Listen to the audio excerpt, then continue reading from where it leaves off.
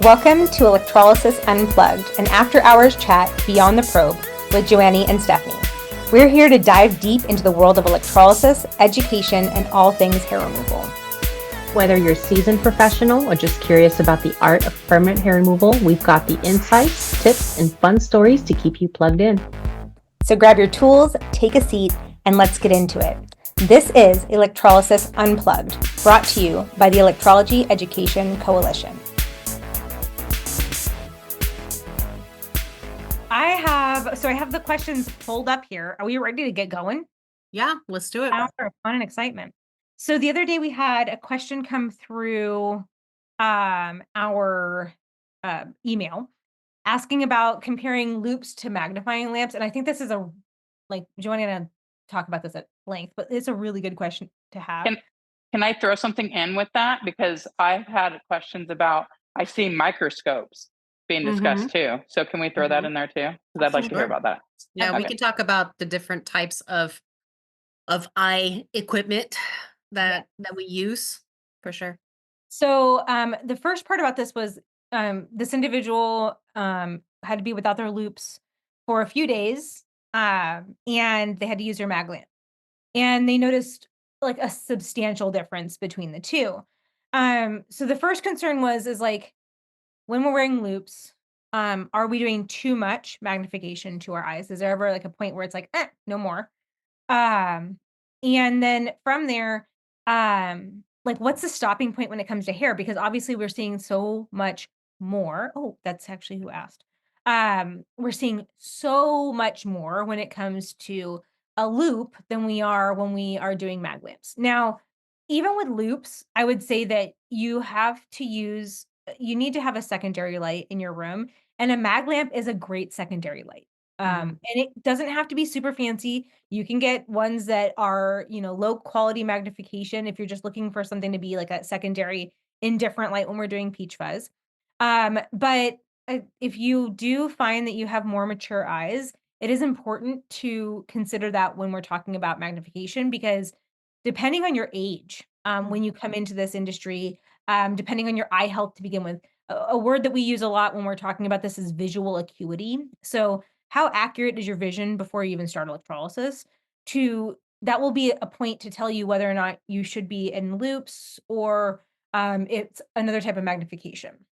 So sometimes, just to interject real quick, Stephanie, sometimes we talk about this at the school because the truth is when you're coming into this field and like you brought up visual acuity, and it's important to understand what really that means. We're talking about how crisp and how clear you see. yes. Because you can't have bad eyesight and then just throw a pair of magnifiers like readers, right? Somebody that just goes and buys readers isn't fixing their visual acuity. They're just making things bigger so that you can see it. So we need to be able to see down to the details. And so it's about fixing your eyesight. And then after that, you throw magnification on top of that. Yes. So getting glasses, like just getting readers from the pharmacy does not cut it as far as, a baseline for you to then after that see what magnification you want to add. You really need to fix your eyesight to make sure that you see very crisp, very clear and detailed. And then after that, we add magnification. Absolutely. You need to create a baseline. And if your baseline is already poor, then your baseline needs to be corrected before we get to that space. Exactly. And sometimes vision is not correctable. And so when I'm talking to people when they first come in, it's like, it's not just like, is your vision correctable? Are we at a point where even if we need to wear glasses, is it something that you're going to get to a baseline so that you can see normal as much as possible? Because that's not always the case, right? On top of that, there's going to be levels of magnification. So when you're in a mag lamp, you have like different diopters of that big lens. Okay. Usually the starting one that you'll see out there is like a 3. I think that you go up to a 5. In most cases, I haven't seen anything higher. Have you? Than a 5? I don't think so. The thing with mag lamps that you have to remember is that the higher the magnification, the closer the lens has to be to whatever you're looking at. And Yeah. so 5, you already maybe have about, this much space for your hands and your probe holder. Mhm. So it's already difficult enough as it is. And if you're working reverse, it's even worse because you're constantly kind of knocking the probe holder into the lens. Yeah. So working with a mag lamp, I wouldn't really go much above 5, honestly, because I don't know that it would be workable.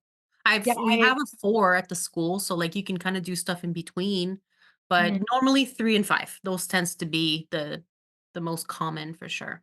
Yeah, and for me, when I did so the only times that early on in my practice, I used a mag lamp, but I went to loops kind of in my first few years because they just started getting really popular when I first started in electrology. And I would say that like my first few years, I would use I think a 5 diopter. But what I was noticing, other than the flat fact that I was always bopping my cord into there, was that I just didn't feel like I knew where my space was, right? Mhm. Because you have something literally a roadblock that was stopping you, and even if you were like magnified in that one space, it was just like you weren't necessarily getting the whole picture. I've used mag lamps in doubling up my Galilean lenses, Mhm. um, and that's really only if I'm trying to get to see something that I know I need more on, but I don't need the whole area like that.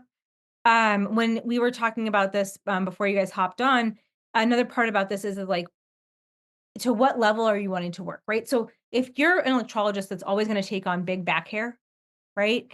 Then a mag lamp might be enough, right? But if you're going to be a person that takes on peach fuzz like Joanne and I like to do, then it's never going to be enough because No. not only is that magnification not enough for the peach fuzz, right?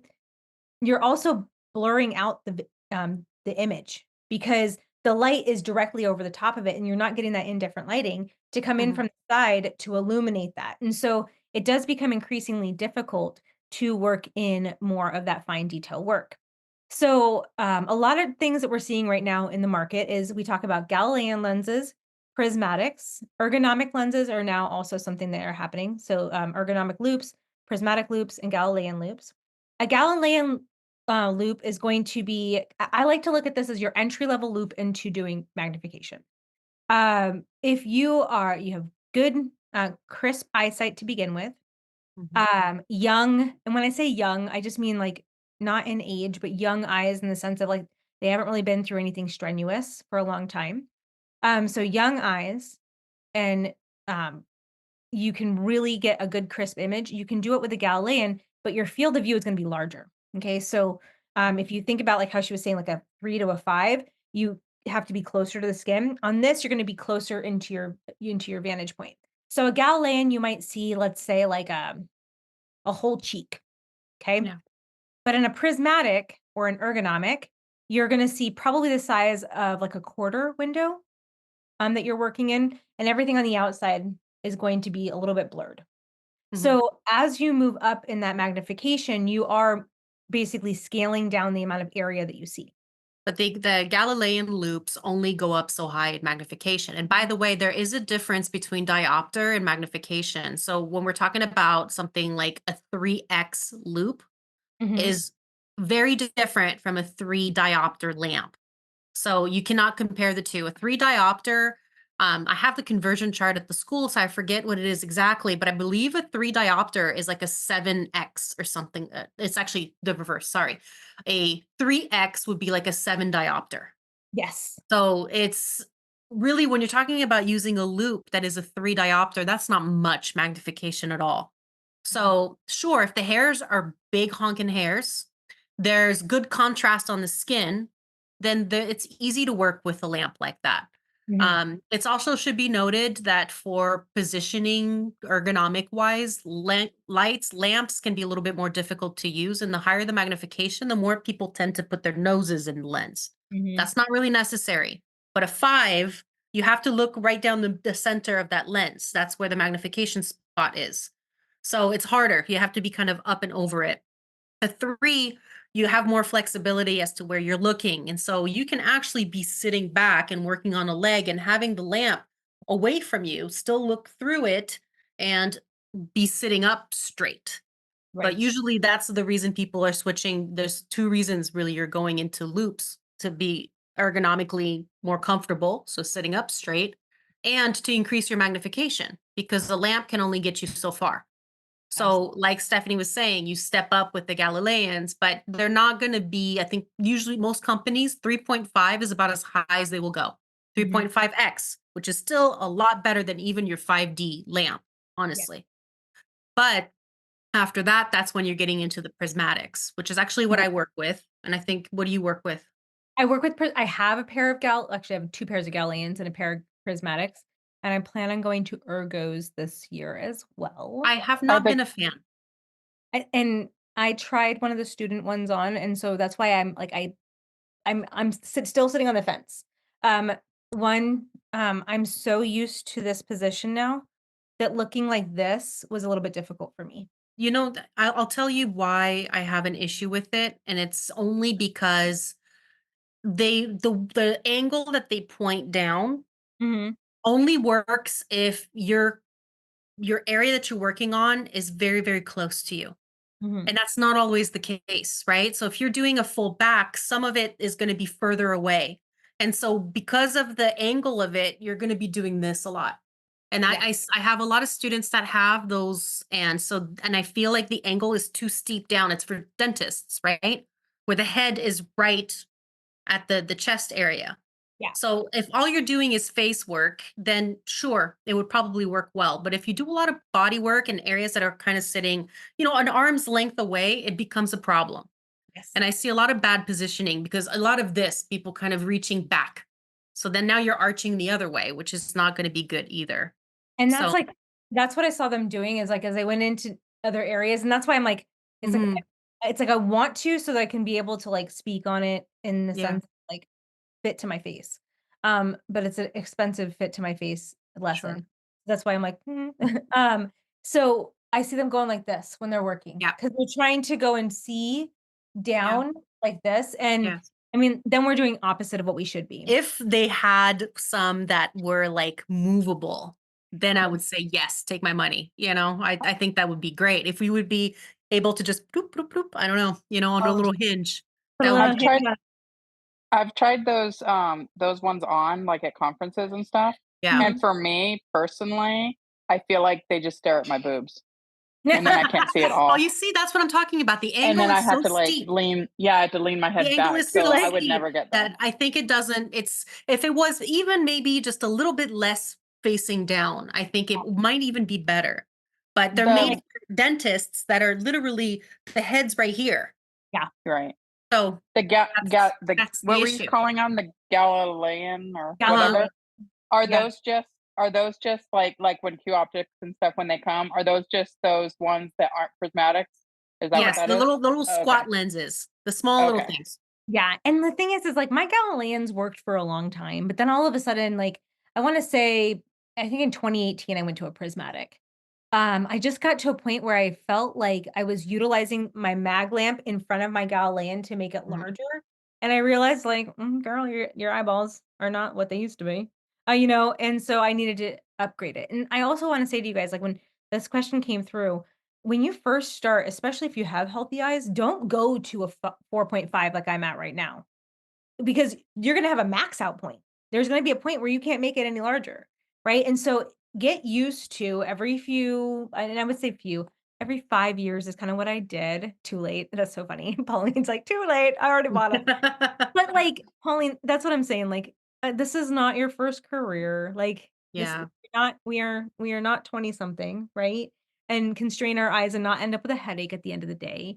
And so I want you guys to think about, like, what is gonna strain you coming into this industry and what can you grow with?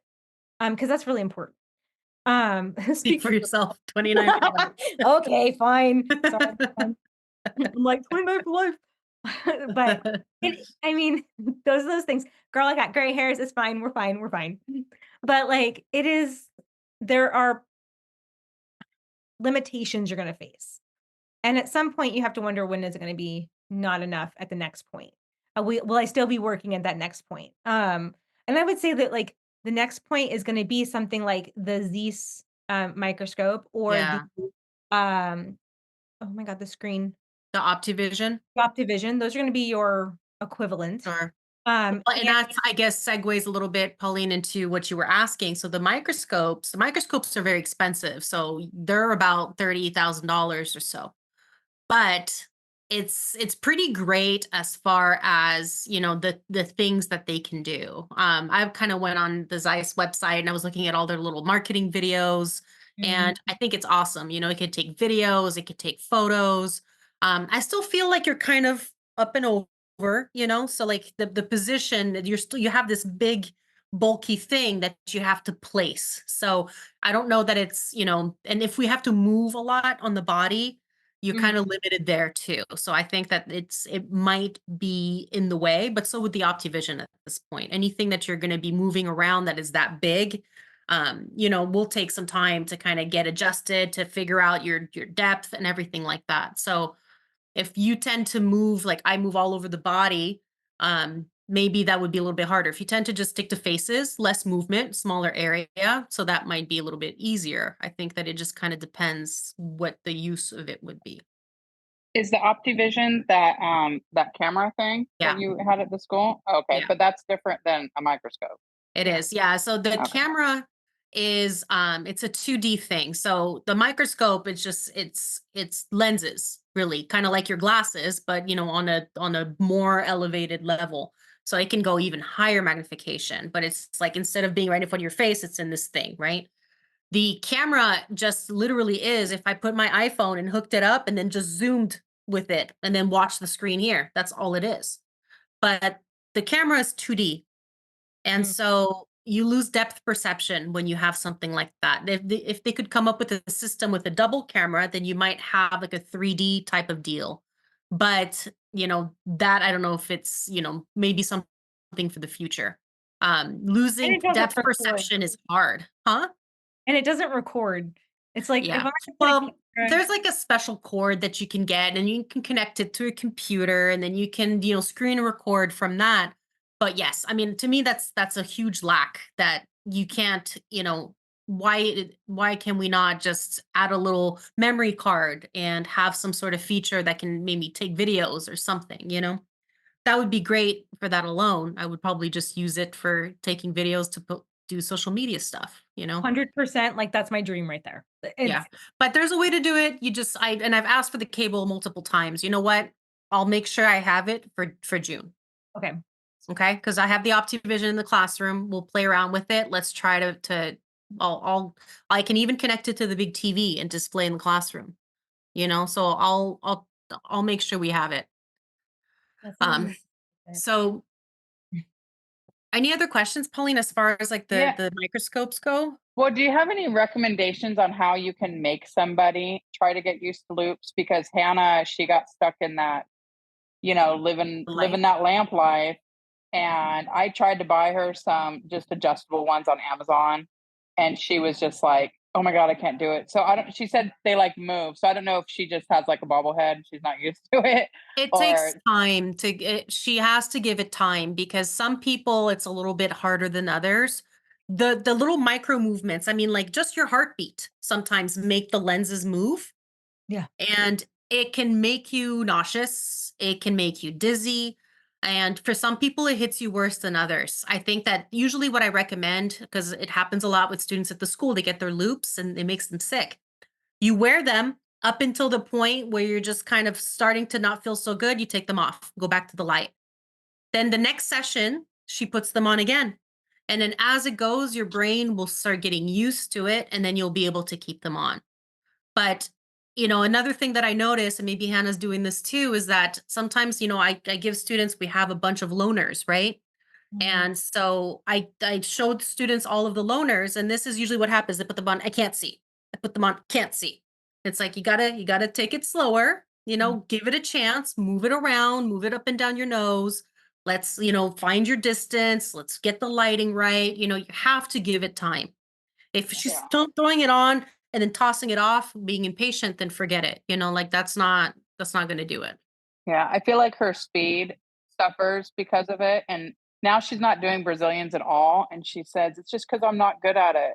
And it's not that it bothered her doing it, she just isn't confident in her skill, and I'm like, "Well, you're not gonna be confident if you never do them." And I've watched her try to do them, And I Yeah. think the problem is It's the how lights. close you Try have to get. putting And that lamp between somebody's legs is a joke. yeah, Right. Like, yeah, forget it. because she'd Well, bump the lamp, and Of then you got to course. wait for the lamp to stop moving, and then Yeah. reset and all that. Yeah. Has it's she tried her definitely working distance? I hate to interrupt, but No, go for it. I am I old was just school, gonna and I say had the that. glass, yeah, forever. And it took me a couple different loaners because I had bought a pair, I invested, and I'm like, oh my gosh, I bought them at a conference with not the proper working distance, and so it took a little while.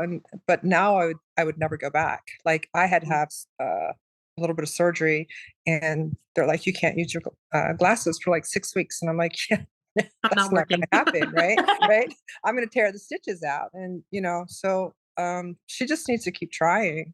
I Yeah. mean, Yeah. I'm so old school, and I loved my lamp. I also had very accurate vision, Mhm. but bikinis especially. I mean, and like one of you had mentioned that 5. I mean, you can't. And Yeah. it's once she converts, she will never go back. You'll never She go just has, back. yeah, Mhm. she will never go back. So that's I'm just just You know, having you the that's mentioned just problem. something, my experience as an old timer. Yeah, and you mentioned something important, like you say you have good vision. So do I. I have yeah, better than 20/20, yeah, but I like high magnification. It doesn't yeah. mean anything. I can work with my naked eyeballs, and I do it all the I time know. at school when I sit down. I don't even wear, because I'm just showing a couple hairs. I can see Yeah, very, very well. But yeah. when I do my real work, I have very high Hmm. magnification, just like everybody Hmm. else. So I Right. like to see them big. Same Yeah. here. So my prescription is primarily because I have an astigmatism, so it like distorts the image. Mhm. But the clarity of the image is usually there, right? So it's just like it's more for like when I'm driving at nighttime, right? So that being said, when I am working, I am seeing hair.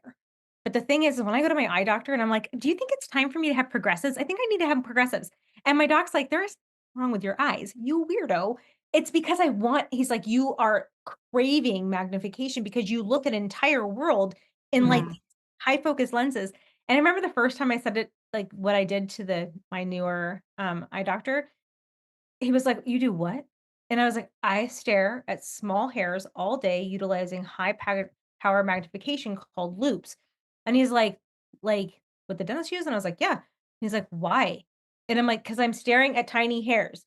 I want everything to be as big as my tiny hairs are in my loops." And he's like, "No, you need to rest your eyes." And that's part of this is like when you were asking about like getting her eyes used to it, your eyes have there's muscles that Yeah. help you with focusing on something small and relaxing to something far away. And your brain is trying to go from like reading distance to smack dab right in your face. And it's doing this at a small distance. And of course, your eyes are going to be tired. And down to like the fact of like, I remember having those like pressure headaches, but they kind of started right about here when I started working, where I just felt like I was going like this, right? Because I was Mhm. trying to find that sweet spot. Remove the glasses, sit back, rest your eyes, look far away, Hmm. not up close, not like a computer screen. I don't want to see you scrolling on your phone during this time. Take a walk and rest your eyes. Do not look at something close. So and it's a learning curve. It really is. The last part of this question, um, so, like, I really love this, and it was how do you like, when you're working with that peach fuzz, like, when this person realized, like, "Hey, I'm going from, high power mag to a magnifying lamp, but I'm noticing I'm getting a lot more cleared out in this area. How do I stop, like, when it comes to peach fuzz?" And it really comes down to a couple of different things. Creating client expectations, that are doable, right? So sometimes people are gonna come into you and like, I love peach fuzz, right? But they want every last stitch of hair off their face. And the thing is like, well, that's not necessarily great for your skin because you're taking away what wicks the oil from our skin. You're removing that. It's also impossible to take a peach to a nectarine. Okay, Mhm. it'll never happen. There will be something left behind, and otherwise you will have damaged skin, just because you're overdoing it. So I like to go into those spaces instead of working on a small spot, and I like to kind of go one in like every 4 hairs, right? Or one in every two. So I'm kind of like looking, I'm like, this hair, not that hair, this hair, not that hair. And it kind of gets me into like a zen, and it makes sure that I am not just clearing out like a wheel of an area. I am going through the entire area so that when the patient leaves, and the whole reason we went after that peach fuzz on the side of their face was because they were looking at that light coming in and it was glowing in the light, right?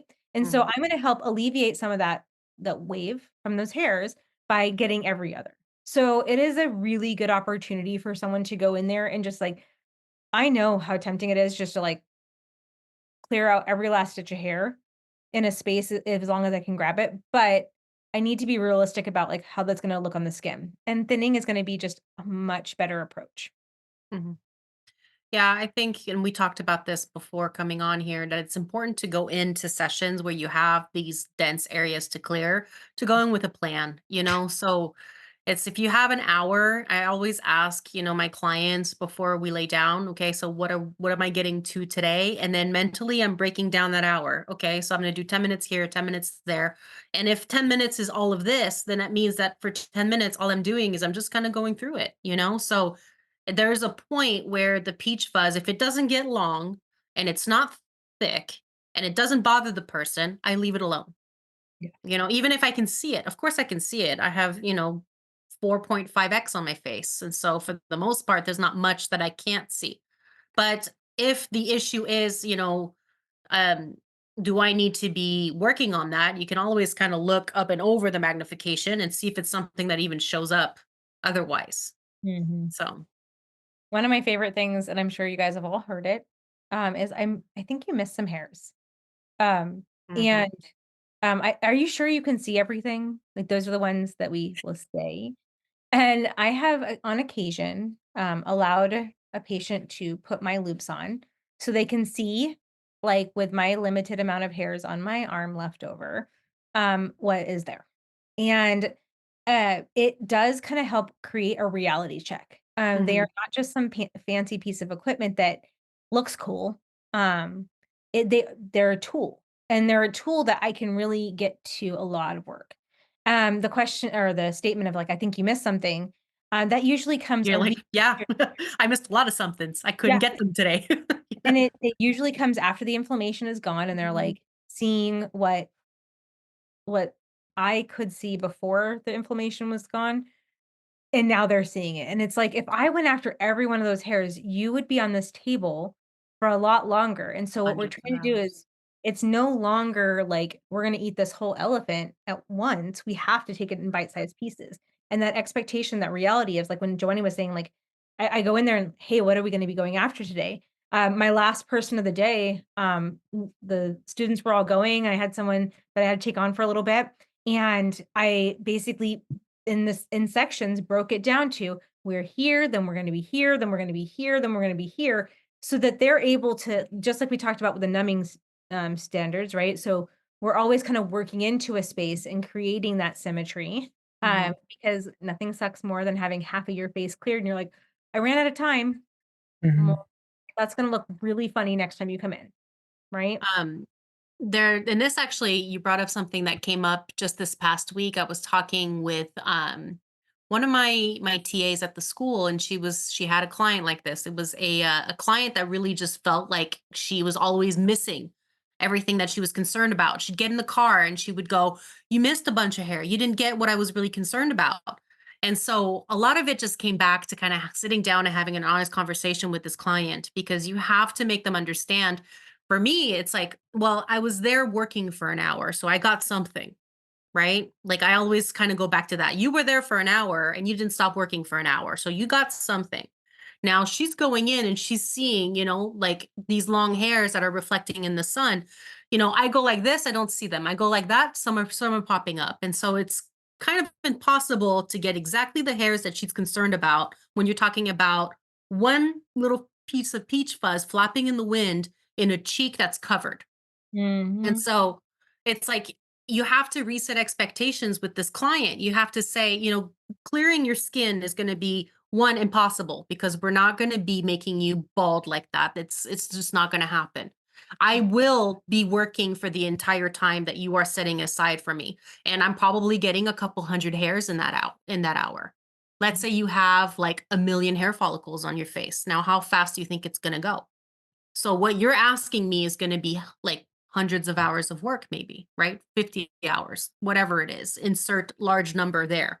Mhm. But it helps her understand that 1 hour is barely just chipping away a little bit at what she's trying to do. We can do it. And I will, you will come in, I will work for the full hour, and I will chip away at all this peach fuzz. But don't expect to go back home and then it's done, because that's unrealistic. It's like you have to tell her that, one, you're working the whole entire time, because it's almost sounding like she says that you're screwing her over or something, which is also a problem. You And missed then it. two, she has to understand that what she's asking is hundreds of hours of work. Mhm. And it's the expectations and what you can produce are they're skewed here. Utilizing on these clients that you are going after this, sometimes I will actually have them mark the face Mhm. with a ballpoint pen, or like a medical pen, or that kind of stuff. Something's going to stay there for a little while before they come in. When you see those hairs, I want you to circle the hairs that are driving you crazy. I will go for those first, right? That way they understand, like, and I will show, this is the trophy that we just zapped. It's not on your face now, and I will put it to the side. And it does kind of like calm nerves in that weird space. I don't always care for the behaviors that might bring onto my table, because it comes back to a lack of trust in the process. Um, Mhm. at times, however, if I do see that you are genuinely like, these are the ones driving me crazy, and I really just want you to focus on that, I will go for those first, as long as you guide me, right? Sometimes that's a matter of, you know, putting a mirror in front of their face, and it's like, I'm going to show you with my lighting what these look like, Mhm. okay? And I've you're going heard to that. point out to me, after I clean out the area, I'm going to give them a little white eyebrow pencil, and we're going to dot next to those spaces that they're seeing in the mirror. Okay. They also have to understand that what you see in the car is not what I have in the office. What you see in Mhm. your in your 10x mirror is not what I have in the office. Right. And so it's those reminders in that space of like, just once again, realistic expectations of what we can do. Um, we're not robots. We are Yeah. people wielding a very intricate instrument, but like, it's not easy.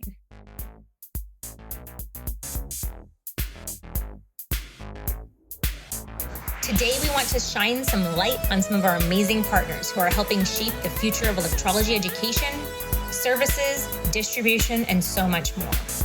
We're thrilled to have such amazing partners and supporters. Whether you're just starting out or a seasoned professional, these vendors and schools have what you need to succeed. Looking for education in the middle of it all? Head over to the Midwest United States to Illinois Dedicated Electrology Academy. The idea is building strong foundations for future electrologists. Their small class sizes, expert instructors, and modern facilities make IDEA a top choice for students seeking high-quality education. Your career in electrology starts here. Welcome to idea.com. That is welcome to idea.com. Heading to the Golden State, California Electrology Academy offers an immersive learning experience that prepares students for national certification, as well as many states with reciprocity to California's licensing exams. Led by Joanie and Joanne Gonella, they bring decades of quality services and education. CEA offers flexible schedules, open enrollment, and a supportive learning environment, making them a perfect place to start your electrology journey. Be sure to check them out for cutting-edge education right in sunny Southern California. And visit electrologyacademy.com. That's electrologyacademy.com. Hey there, electrologists. My name is Hazel Bloom. I'm a life coach for the LGBTQIA+ community and its allies. As a trans woman, I have done the hard work and introspection to figure out who I am, what I want from life, and how to live authentically as myself. These are universal skills that I can teach you and help you gain the confidence to thrive. Also, I know that the conversations with clients on the table can get a bit intense and beyond the scope of electrology, so I'd invite you to refer them to me so they can get the support they need through a tough time instead of taking that burden on yourself. I'm also available as a resource for you if you just need some assistance figuring out how to help a client or to ask any questions. Whatever you need, I can help. My website is kiwifruitcoaching.com, or you can email me directly, hazel@kiwifruitcoaching.com. Thanks for tuning in to Electrolysis Unplugged. Be sure to check out our amazing sponsors for the best in electrology tools, training, technology, and so much more.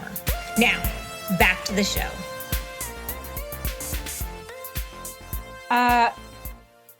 totally feel like I'm gonna like zoom past this, but I want to make sure that the few others that we had at the top of the list um, was what does it mean when the hair slides out, but there's no bulb?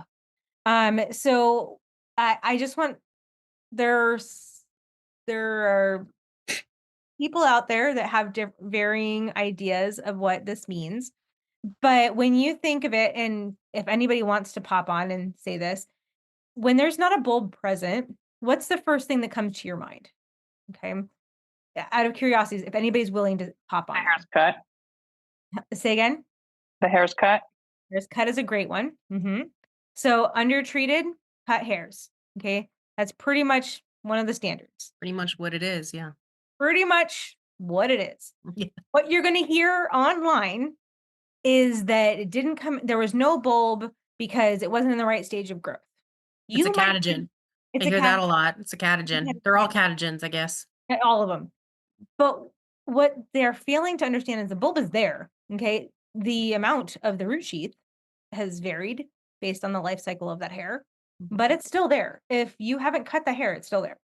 What you're seeing is not a big 2x4 juicy hair. Okay. But out of most of the things that we see, and I would say that 99.99999%, you cut the hair. It's the biggest one. So if we aren't seeing that the hair has a bulb, we need to ask ourselves, where's the bulb?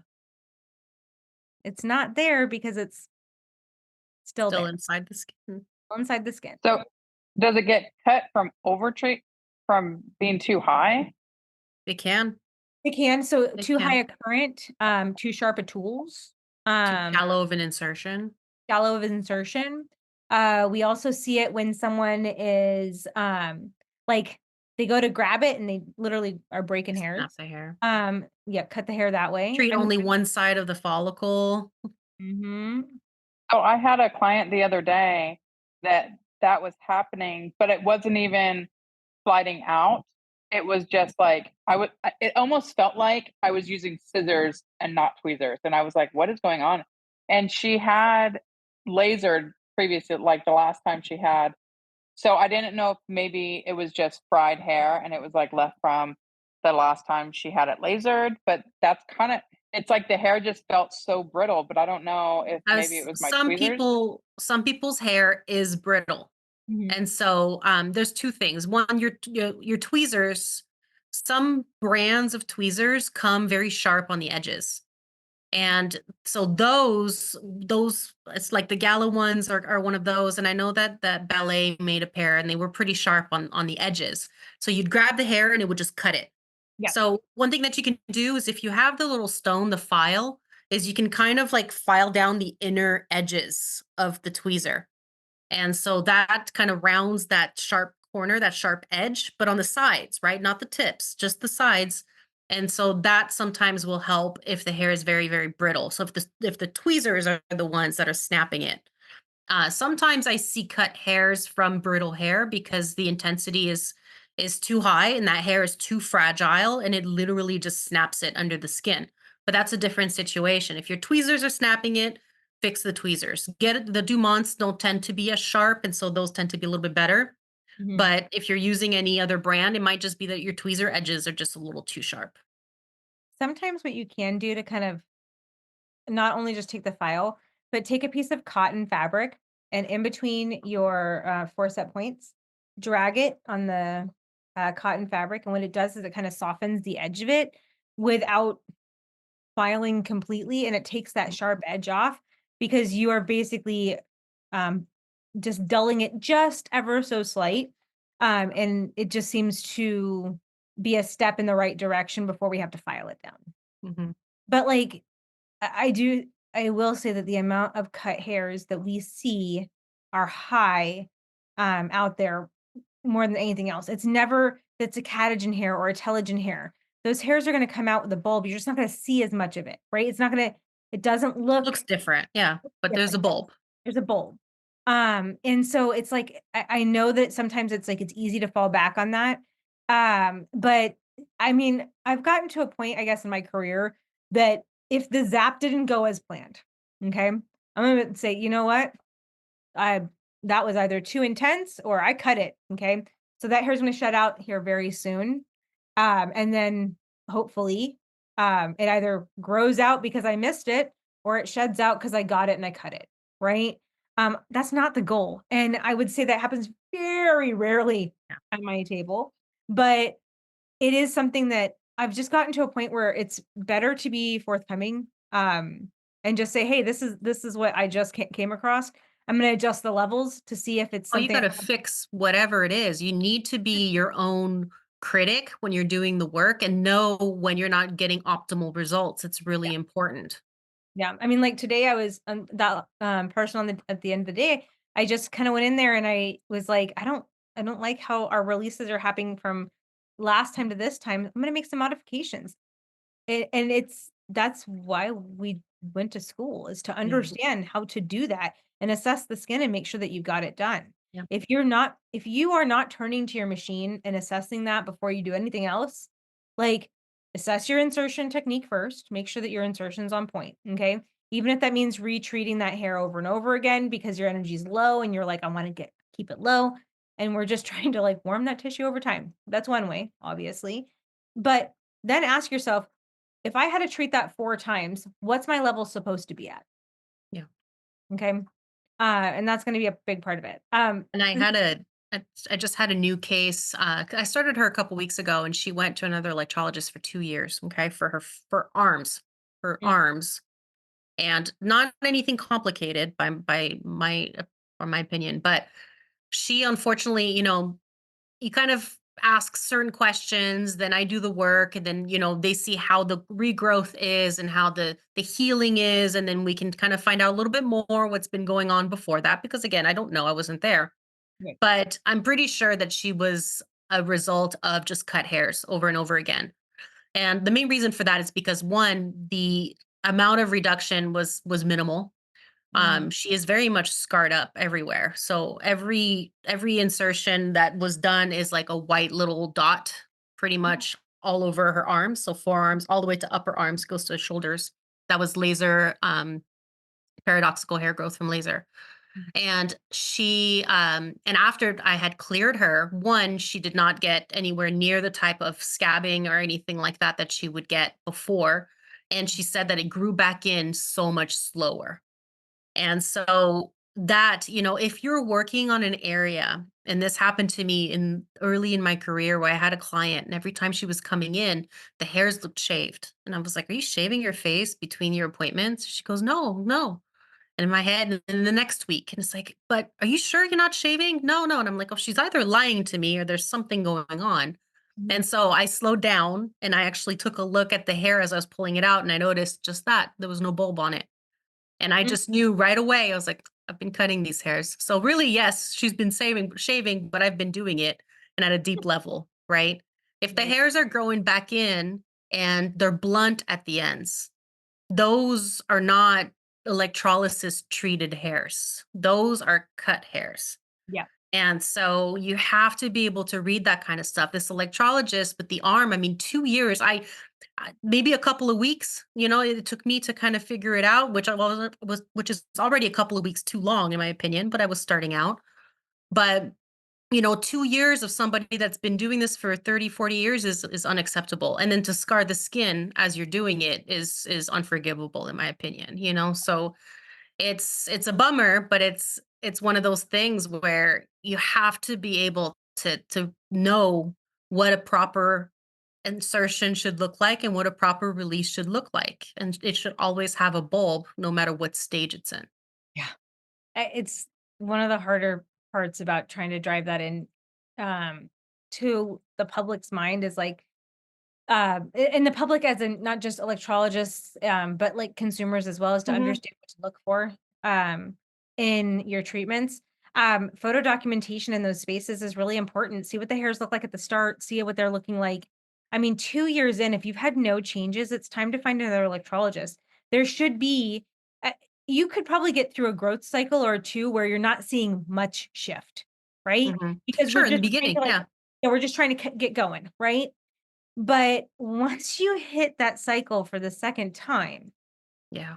there should be a major shift, especially if they were virgin hairs. Like, if you've never ever done anything to them, you should see a major shift, and if there's Yeah. no hormones going in the background, that kind of stuff. It's a big With her case, 9 months in, she should have been on maintenance or getting close to it. yeah. And so, when I talk about the staircase model, which is what's happening on Sunday, if you haven't done this yet, those 3-month increments that we talk about, the stair steps, those are self checks, and so the electrologist should be able to see, like, why is it that 3 months in or 6 months in or 9 months in, I'm not seeing the reduction that I'm looking for, which really should be there, and then you have to start asking questions or getting help or whatever it is, because unless the client is going home and tweezing in between each and every single sessions, there's really no reason why, 2 years in, she should be scarred up and still kind of at, the beginning of her journey with this. I have a Go I have ahead. a client that I've been seeing since December. She was that one I was telling you about that was shaving like the morning of. Mm-hmm. And she came from Arizona and she had gotten electrolysis for over a year Mm-hmm. and never saw any sort of improvement. And this totally makes sense as to why now, because since I've been seeing her, she's definitely notices a huge difference and it's only been, like 3 months Yeah. versus, over the year she was doing it. And I kept telling her, I was like, I don't know. I was like, it didn't feel like they were like pulling it. And she's like, no. So this makes sense as Yeah. to what probably happened, because she said she wasn't even seeing, just the instant of, like getting waxed, where Yeah. you're not going It to see should that grow hair. back smooth, right? They should be Yeah. fine. They should be pointy at the ends. There's a way that the regrowth should look when the client is just leaving it be and you're clearing the area you should be clearing. Absolutely. Yeah. From week to week, it would Mm-hmm. just be growing back. So apparently they were, just shaving her. Yeah. Sucks when that happens too, because we see that and it's just like, you know, and I'm sure Joanie are the same way. Like, doing the insurance cases, I'm usually asking for my units 4 months at a time. The reason I do a 4 months of request of my unit is because at month 3, I have now been able to start seeing what my stair should look like at the next space. Mm-hmm. Yeah, I do Which 6 months. But yeah, because we reevaluate at that point, and I've done 2 full clearings technically, so it Yeah. should be getting to a point where it reduces for sure. Absolutely. Okay, so we had 2 other great questions that we probably can finish on. What does it mean if you see smoke or smell smoke? It means you are no longer doing electrolysis and you are doing electrodesiccation or thermocoagulation and cauterizing tissue. Mhm. If you are smelling smoke, and I have been in a treatment room before where someone has done just this, and I've seen the smoke as well. During a hair removal session, that should never be the case. Would you see it if you were doing electrodesiccation? Absolutely. In certain cases, it's kind of like what you expect to see, because there might be plume, but you should not have plume when it comes to electrolysis permanent hair removal. If you're smelling it, you got to ask yourself, what am I doing wrong? Yeah, too much power. Too much power. And then also, if nothing is happening on the surface of the skin, but you're smelling it in your machine, I would assess your machine. That's a different case. Your machine is on fire, run. Actually, I did have an electrologist up here in the Pacific Northwest that told me that one time she was working away and she smelt smoke and she just turned and she had an Instantron from the 80s as a backup machine, and the machine was on fire. So not fun when that happens. And then the last one, and Joanie and I talked about this. Are you still wearing masks in the office? Yeah. Couple things. I am not a fan of catching cooties.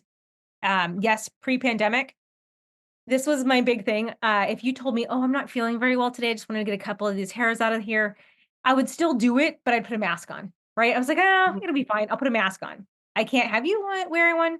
But then I was like, why am I compromising my schedule for the week for your 5 chin hairs that you could cut until you're not sick anymore? And the amount of times people are like, it's just allergies. No, thank you. I don't want that. I told Joanna that she doesn't know the story yet. So when a few years ago, it was pre-COVID, I was zapping away on an upper lip and I triggered a sneeze reflex. And I was unmasked and just kind of like really focused in my zone and not paying attention to the body language coming from my peripheral. And the client was kind of getting that sneeze body language happening. It was building and they sneezed right in my face, full on, just okay. And it was one of those moments where it stopped me completely because I had sneeze like snot on me. Um, Wiped myself down, got back to work. The Mm. client was like really disturbed by it. And at the end of treatment, she tipped me the double what I made plus as if I did 2 treatments. And she joked and she goes, "That was a sneeze tax." And at that moment, I started wearing masks when I did upper lips as well because I was like, not happening again. Mhm. Because it really just outside of my kids, um, I don't wanna be sneezed on, and I don't even wanna be sneezed on by them. No. But, like, it's not my jam. So, yes, I'm wearing masks. I've been wearing masks consistently since post-COVID. The only time I do not wear masks is, if I'm doing a consultation. So and part of that is I'm not in your face, in your The space. distance is I better. have the Yeah. distance, and then I can project my voice and be able to not get the marbles in my mouth, when I'm Yeah. trying. It's I started wearing mask during COVID, and I like it, honestly. I force all the students that go through the school to do it. So if you're going to be coming to my school, sorry to say, but you're going to be masked up anytime you're doing client treatments. You have to put on a mask. But also, like, it's nice not smelling people's breath anymore. Mhm. Like, especially the talkers, for the most part, like it's just it gives you that separation, and I don't have to be obsessive if I just had a sip of coffee and now I smell like coffee, or just Mhm. ate my lunch or whatever it is. And so, and I'm not sick as much because, just like you brought it up, it without fail, clients would come, they lay on the table and they say, "I'm a little under the weather today." And then you're supposed to work on their faces. I mean, it happens so much. And another funny thing, I've been sneezed on too. And so now I have the talk with the clients because they can't hold it back. If they try to hold back the sneeze, forget it. But I tell them, I put the little box of tissue next to their hip on the bed. And Mhm. then I tell them, if you have to sneeze or cough or you want me to step out of the way, raise your hand and I can see it from the side of my eye, and I back away. Tools and Yeah. all, I roll off, with my chair. That I'm out of the area. They sneeze 6 times, blow their nose, whatever it is, and we could keep going. But I have to get the warning. And so for the most part, yeah, make sure that you're always telling clients, just all they have to do is this. That's it. I see it and I Yeah. back away. So it doesn't need to be vocal or anything like that. Yeah. But And as long as it's down in your peripheral, you can yeah, it's you'll see it from the corner of your eye. So it's easy enough for them to just raise their hand, you back away, they do their sneeze and it doesn't go in your face, because yes, I've been sneezed on before. when you have that sneeze build up, and you're working in that space, if you do put the pressure underneath the nose, just so you guys know, it does Or deep. this, right? You Yeah, squeeze right right here, here. like Hmm. here and Hmm. here, It it's gonna might help, deactivate but it. But the minute you get into that space again, if you do not let their body calm down, boom, sneeze is immediate. And it'll probably be like a succession of them. So if I get a sneeze on the table or if I get the buildup, I'm gonna go back down to your chin. I'm gonna let you relax a little bit. And then we can go back into that area. And it's just a great way to not get sneezed on. yeah. Um, But masks, yes, masks are, I think, it doesn't even matter what part of the body. I mean, doing Brazilians, like, you just have that extra layer. It's anytime you're doing genital work, underarms, clients are like, "Oh, sorry, I don't have deodorant on." I don't even care. yeah. 70% alcohol, my mask on.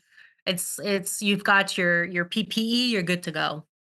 And I definitely would say, pre-COVID, I also did masks for genital work, but I did it because I got farted on. Yeah, Um, happened to me too. when the patient fell asleep as I was zapping, which was like so cool. I was like, yeah, I'm zapping pubics, and they're like, you know, but you know how like when you go to sleep and you pass gas in your sleep, um, they did, and that my face was like right in the perineum. And it was just that moment that they passed gas and then they popped up and realized where they were at. And they like looked at me and I looked at them. She looked at me. It was a TikTok audio, definitely. Yeah, It was just yeah. that moment where I was like, are you good?" And she's like, "Yeah, I'm really sorry." And I'm like, "It's okay." Um, but that's, you Yeah. know, "You good?" It's Yeah. I had a client, I was actually doing the backside, and, she asked me, because it's funny, the stuff, like, you're just laying there thinking, and she goes, "What would you do if, like, I accidentally farted right now?" And I said, "Well, then that's it, you go home." And she's like, "What?" And I was like, "Yeah, that's it. Session's over. You go home." She Yeah. was dying, laughing, but, like, you don't get a freebie with that one, you know? Fart in my face, you get to go home.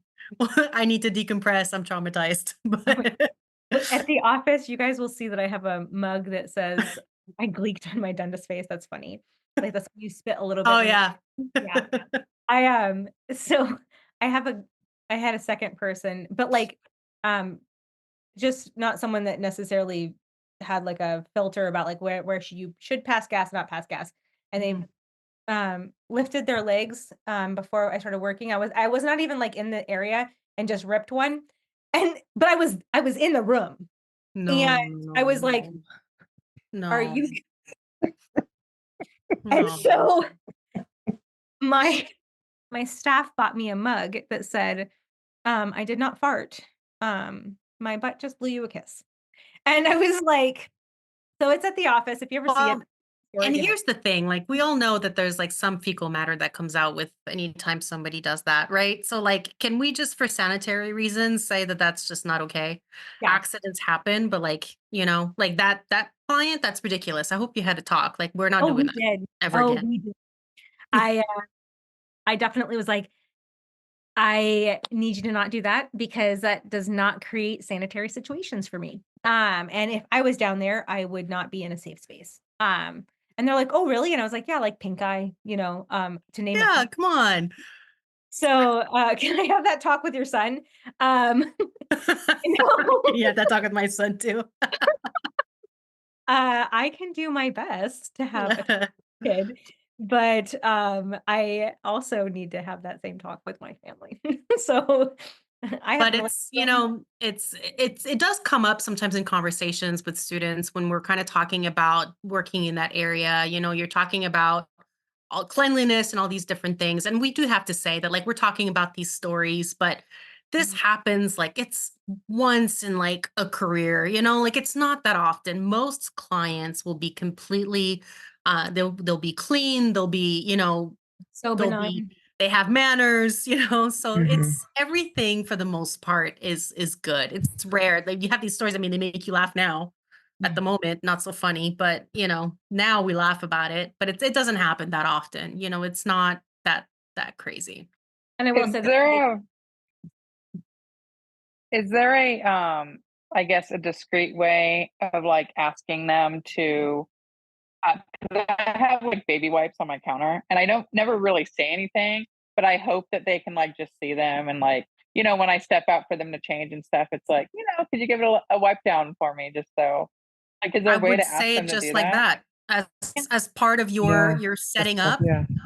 it's So like, when you do consultations for that area, I would just say, Mhm. "This is what I want you to do. You're gonna change into this, you're gonna put these disposable underwear on, you're gonna go in the bathroom, and you're gonna wipe front to back." I mean, when you go give a urine sample, don't they tell you to wipe first? Like, with those disposable Yes. wipes? Oh yeah. Yeah, I And then you guess never so. really thought that it was a point thing at you, right? It's just a thing that you do before you do that. And so Right. it can be the same thing. You don't make it a thing. You just, it's part of your procedures. So the way Okay. I do it, Pauline, is I say during the consultation, shower within the hour. There are going to be a few items that I want you to do. So shower within the hour is going to be one of them. If you're unable to do so, I want you to be able to keep wipes in your bag. I will also provide you one when you get here so you can do a fresh one. But if you do happen to have a bowel movement in the day before I see you, I would like you to utilize that wet wipe after your bowel movement so that we can make sure that there is nothing left behind. When you get into the office, I'm gonna also send you into the bathroom with a water wipe, a wet wipe, and then you can use any of the facial cleanser if you want to do it in like a good wipe down. You can take 2 of those. One's gonna be for water, one's gonna be for soap. Go ahead and wipe down front to back. I will still wipe the area with alcohol before I start working, but I need to have this area as clear as possible. I also tell my patients no friction-based activities um, after electrolysis and before electrolysis. No like high intensity workouts or anything that's going to make you sweat a sizable amount, because all of that is compromised tissue once you come in there. And we are naturally working in a dark, closed space, and that can be a big issue. So, shower within the hour, wet wipes are necessary. It's not unacceptable to ask them that. I think about every person probably on this call that has been to a gynecologist has all had that moment of like, one, trying to hide our underwear, and two, trying to wipe it down just before you get in there, and also still apologizing for having, genitals. So Yeah. it's like, yeah, that same thing happens to our patients, and if they aren't taking that, into consideration, then, you're gonna have to take extra steps to make sure or not have them in your schedule, because this is a two-way street. I'm gonna zap all your hairs, but I need to have that area as healthy as possible, and working through all of those would not be the case. Mhm. I think So, that's kind of what we have for today. yep. All Awesome. I right. love you girls. All right. Yeah. We love you Thank back. you. You're welcome. Bye. Have a great night. Bye. Bye bye. Enjoy your Bye. week, everybody. You too. Bye.